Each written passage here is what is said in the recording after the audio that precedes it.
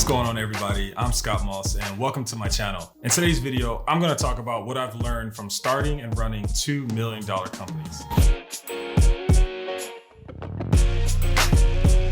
In 2016, me and a good friend of mine decided that we were going to take our open source projects and try to monetize it. Back then, that was pretty hard to do, and even now, it's still pretty difficult to do, don't get me wrong, but there were not as many tools back then as there are now. Our strategy was to create something that a lot of big enterprise companies were gonna use, and then when they needed help scaling that and they needed help using that for however many millions of users they had, they would give us a call and then we would come in and help them solve those problems, whether it was training or building things out or adding features, what name you, that's how we did it.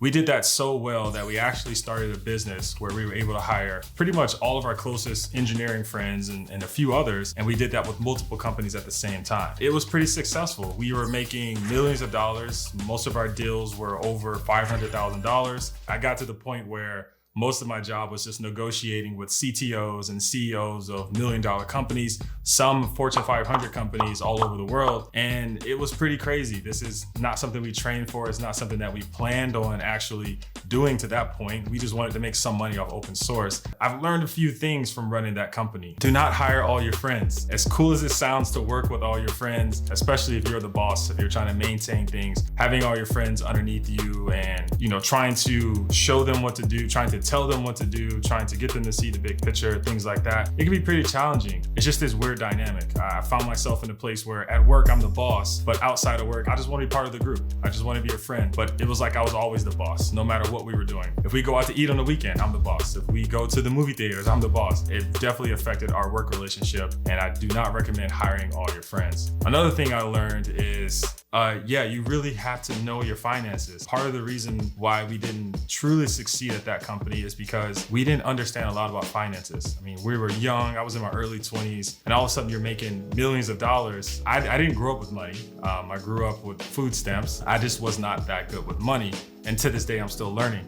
So we made a lot of financial mistakes. Who knows where we'd be if we actually got some of those things figured out. I also learned a lot about myself. As I was working with these companies and traveling all over the world, I realized that's just not the lifestyle that I wanted to live. It started to affect me and I just wasn't myself. I didn't like who I was becoming and I had no routine. I couldn't eat healthy, I couldn't work out.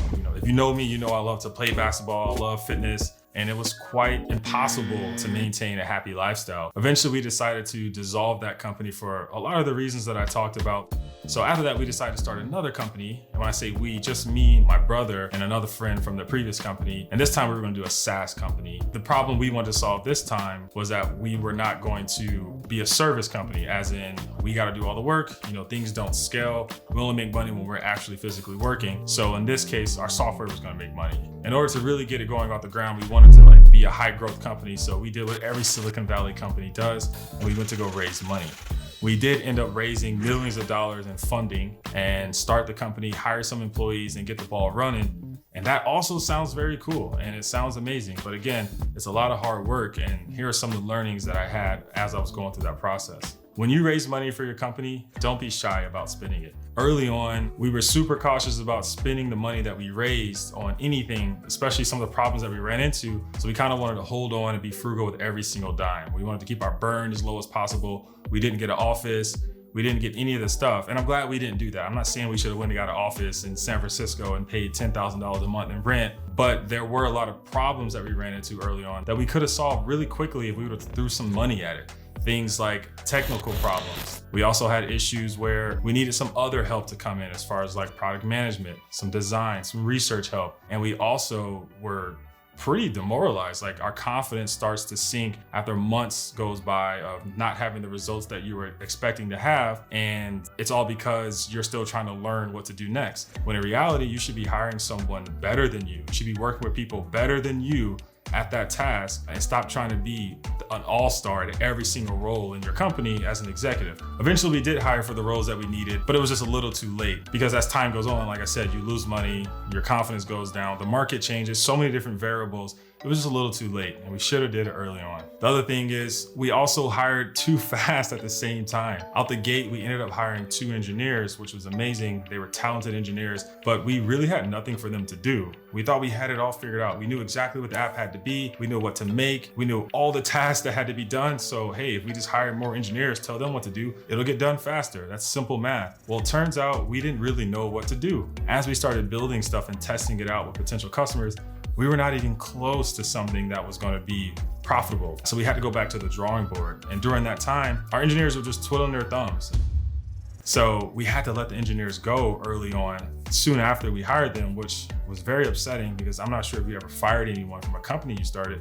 It is not fun, especially when you get really close with those individuals. But we had to do it because we didn't know what we were doing. We really just hired too fast and we made too many assumptions. And that leads me to my next point, is that we didn't talk to enough customers.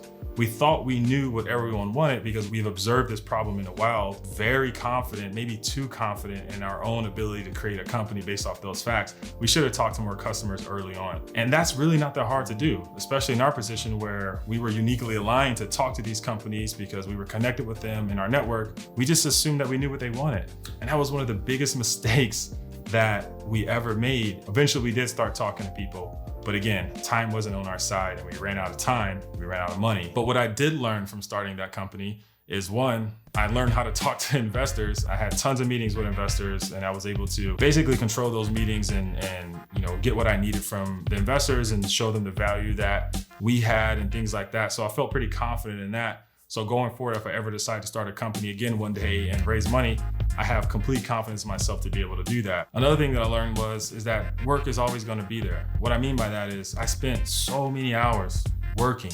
I mean, some days, especially on weekends, I would work 20 hours, maybe get 4 hours of sleep.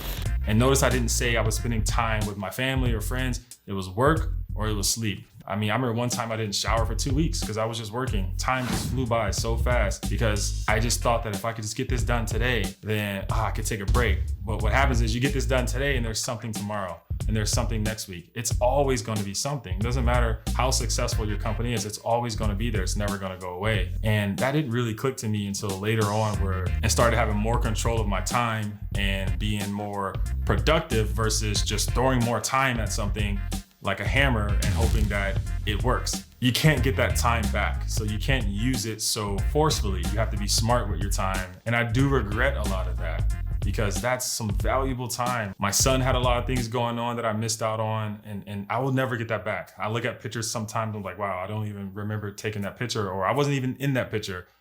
I also learned how to build a product. If you're an engineer, you can write code, but why isn't every engineer and entrepreneur making hundreds of millions or billions of dollars? Because you have to build a product, you have to build a company. It doesn't matter if you can write code. That's just like putting paint on the wall. You still gotta build a house. You still gotta buy the land.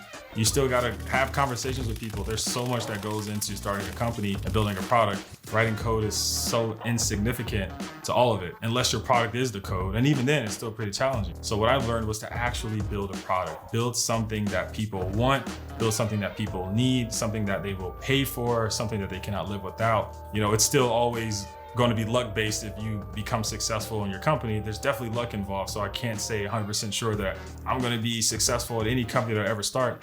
No, I'm not saying that. What I'm saying is I feel more equipped for next time, if there is a next time.